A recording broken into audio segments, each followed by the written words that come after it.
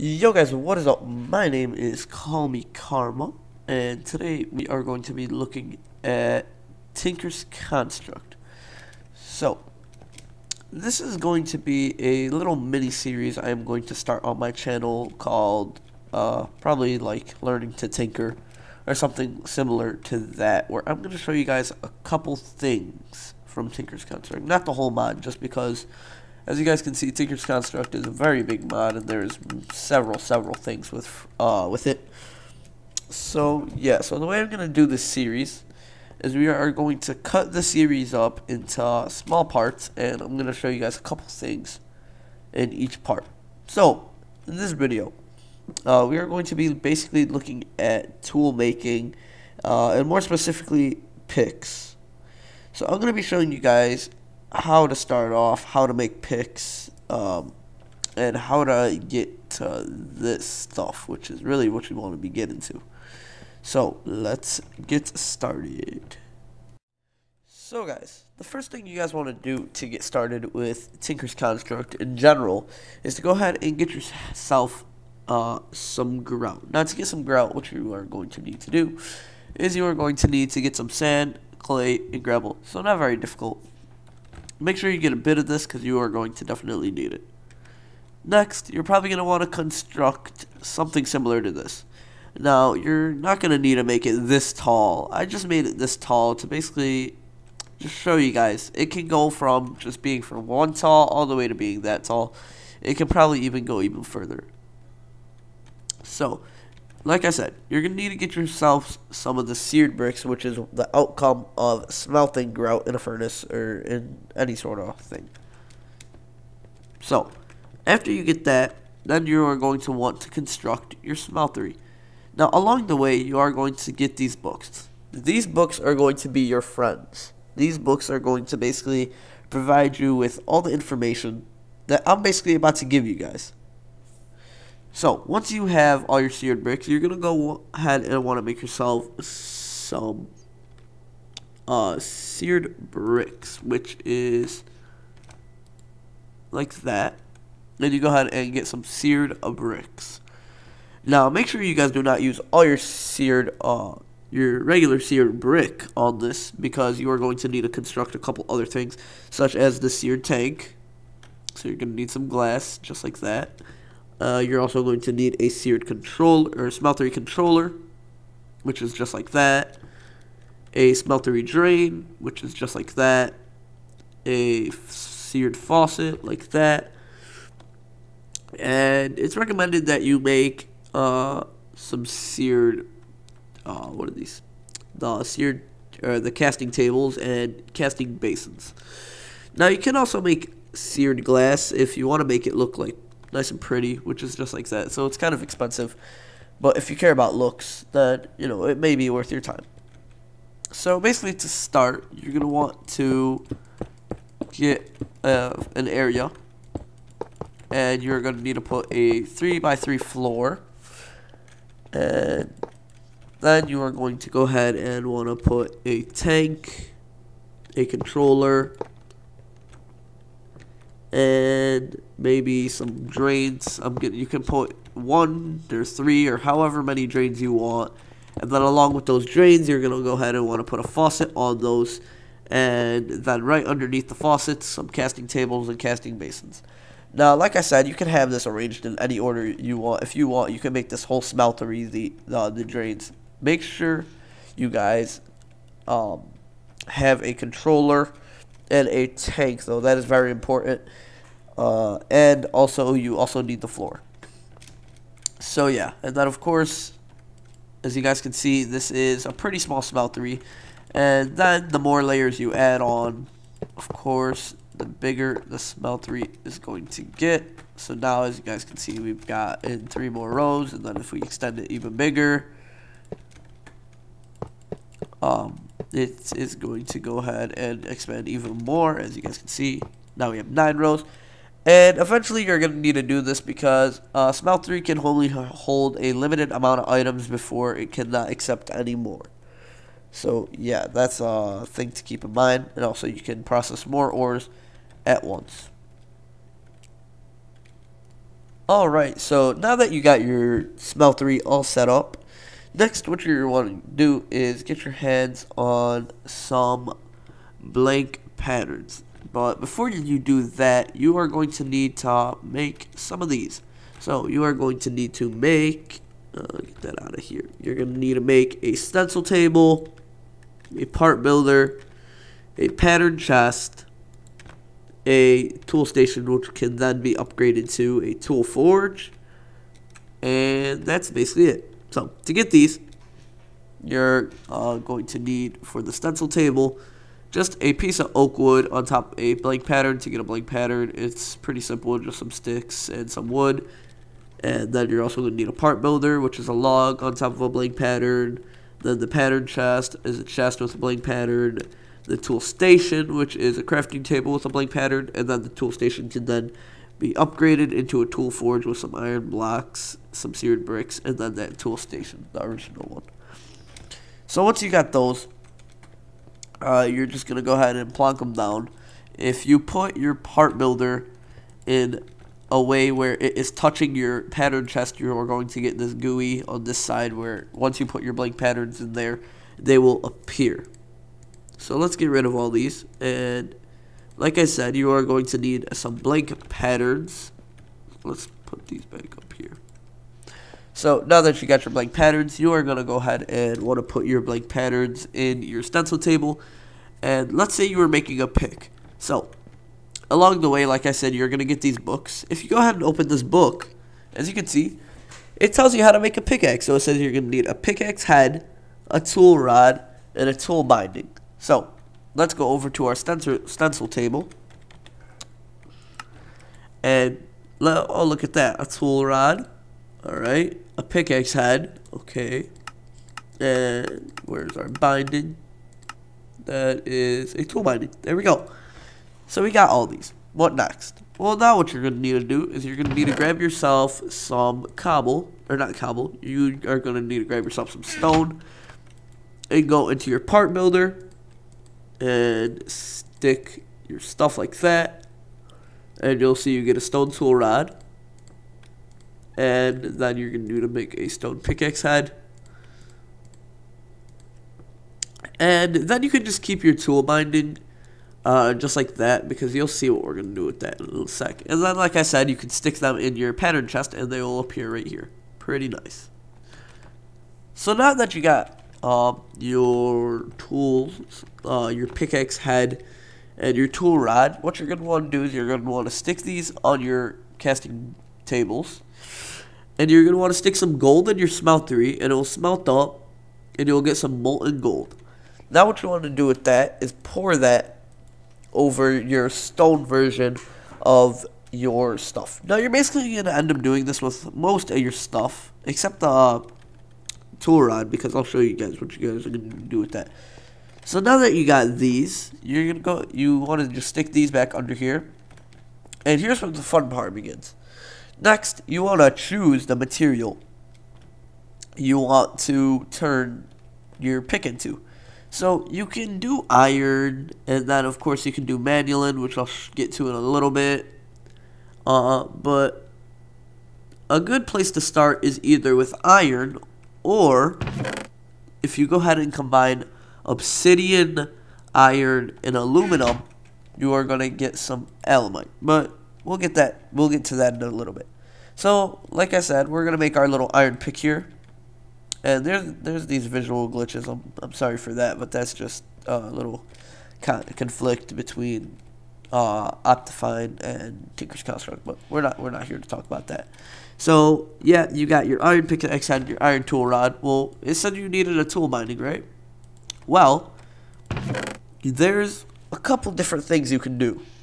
So you can get paper, and what you can do with the paper is if you go ahead and input paper with a tool binding, you get a paper binding. So basically what paper does is paper is a writable, it has a writable effect on it, and basically what writable is it gives you an extra modifier. And like I said, all this can be found in the book, by just reading through the book a little bit over at the end here. It will tell you, as you guys can see, where's paper? Paper. I think paper is back.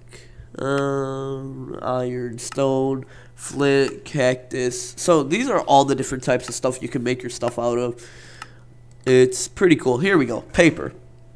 So materials trade is writable and +1 modifier. So like I said, everything I'm telling you guys right now can be found in the book. I'm just trying to make it a little bit simpler for you guys. So now you got all your stuff. You got your paper binding, and now you have everything. So what you're going to want to do is, no matter what type of tool forge you have, we can even use the basic one. All you got to do is select your pickaxe and put everything in place. So the paper binding goes there, the tool rod goes there, and the pickaxe head goes there. And there you go. So the next thing you guys are probably going to want to look at is to start adding different effects and stuff, which is really the base and the cool part about Tinker's Construct. You can make this pick anything you want. So you can go ahead and stick your pick in there, and as you guys can see, it says it has 324 uses, a mining speed of 6, mining level of redstone, and modifiers remaining is 4. Now we would have had 3 if we did not have that writable enchantment, but like I said, you could really make an iron pickaxe thing if you wanted, the iron binding, but paper I think is the best thing to go with. So the next thing you guys are probably going to want to look at is some traits that you can add. So I got a bunch of stuff in this chest here that we're going to be able to look at. So let's go down here. So, and yeah, alright. So the first thing is redstone. Now what does redstone do? Redstone adds haste, which is basically like efficiency or speed to your pick. So the more redstone you add, the faster your pick goes. And as you guys can see, as we continue going on here, upgrading, as you guys can see, the mining level increases and increases and continues to increase. So that's pretty cool. So that was, if we wanted to continue, we would use more of our modifiers. But as you guys can see, we just upgraded our pickaxe from a mining speed of 10 to a mining speed of 6 to a mining speed of 10, which is a pretty significant upgrade. And like I said, you can continue adding haste if you want, but there's a lot of other cool modifiers, such as lapis, which is going to go ahead and add luck or fortune. So it's going to take a lot of lapis for you to be able to get a full fortune 3, but once you finally do, of course, fortune is very, very good enchantment. It's pretty end game enchantment. Which, yeah, you know, it's gonna take a little bit under a stack of lapis blocks to get there. But like I said, fortune is very end game items, and these picks never break because you can continuously repair them. So as you guys can see, we just got a full lapis, and now we only have 2 upgrades left.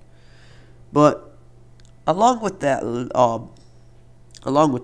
since as you guys can see, we still have a bunch of upgrades still left to go with. So as you guys can see, we only have 324 uses. Well, what can we do about that? Well, we can add a diamond, which is going to add a plus 500 durability. So now we have 824. Or you can add a emerald, which is going to add 50% more durability. Well, now we're all out of modifiers. So what can we do? Well, you can add extra modifiers by using 1 diamond and a gold block, gives you +1 modifiers. And you can, if you end up getting one, you can use a nether star and you get another modifier. So what are the other modifiers? Well, there's a silky jewel, which adds, maybe you can't put, I don't think you can put this on a pick, but you could put silky jewel, which is silk touch. And how you get that is just like, let me show you guys how you get that. An emerald with some of these, so not very difficult, but you apparently can't put that on if you already have fortune. I think that's only on a pick because I actually have that on a mining hammer, which we'll get to later. But let's look at the other modifier. The last modifier that you can do on a pick is going to be obsidian large plates. And that is going to add reinforced. So now we have a pretty dope pick. Not gonna lie. We can even add another one if we want. Yes. Pretty good pick. And now, as you guys can see, we can't add any more modifiers. So that is your basic pick, upgrades, and everything like that. Now, let's get into some more advanced stuff. Oh, yes. So, now, you guys understand the basics of Tinker's Construct tool making. So next, what you guys are probably going to want to ask is, well, iron is pretty bad. How do we upgrade? Well, as you guys can see, if we look at this book here, it says to make some alumite, or however you would like to pronounce it, you're going to go ahead and need 5 aluminum, 2 iron, and 2 obsidian. So, I tossed some over here into our smeltery, and it's smelting up. It's going to take a little bit of some time because of the obsidian. But eventually, when this smelts, we are going to get some alumite. Now, what do you do with alumite? I'm glad you asked. With alumite, if you go ahead and make a pick of it, you can go ahead and put your modifiers on there or whatever you want. But if I go ahead and hop into survival mode here,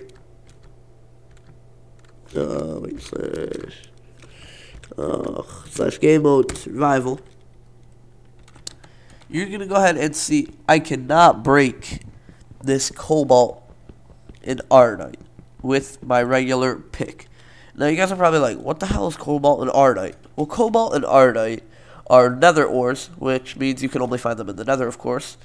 And they're pretty rare, but they're not too rare. So eventually, when you get your alumite pick, which is, you know, just doing the same thing you did to get this pick, like I already showed you guys how to do. So eventually, when you get that pick, you're going to go ahead and want to get yourself some cobalt and ironite. So like I said, like I was showing you guys, you can't mine this without an alumite pick. So now that I got my alumite pick, I went to the nether, I found some cobalt and ironite, boom, I got some cobalt and ironite. Now, you're going to want a fairly decent amount of this stuff, because once you end up getting a little bit more advanced in Tinker's Construct, you're probably going to want a lot of this. So, what do you do with this? Well, these by themselves are pretty durable tools, and you can go ahead and look at how durable they are and all that sort of statistics in the red book, which you are going to get, of course. But if you actually combine these, you're going to get an even more powerful material called manulin.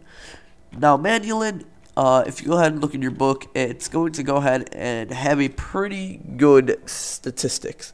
Now, cobalt is the fastest ore, but manulin is the strongest, but yet still maintains the strength, but is still not as powerful as cobalt. So you can go ahead and decide what tools and everything you want to make your stuff out of. You can do for like your pickaxe head, you can do cobalt, and then everything else you can do out of manulin. It's really up to you guys. Now at this point, you basically understand the basics of Tinker's Construct. I really taught you guys how to do basically everything when it comes to tool making, more specifically pickaxes. Because once you basically learn the pickaxes, you guys basically understand how to do everything with this mod. This mod is a really cool mod, and it really depends on what you want on your pick. Do you want more speed? Do you want silk touch? Do you want unbreaking? Do you want any of that? It's really up to you.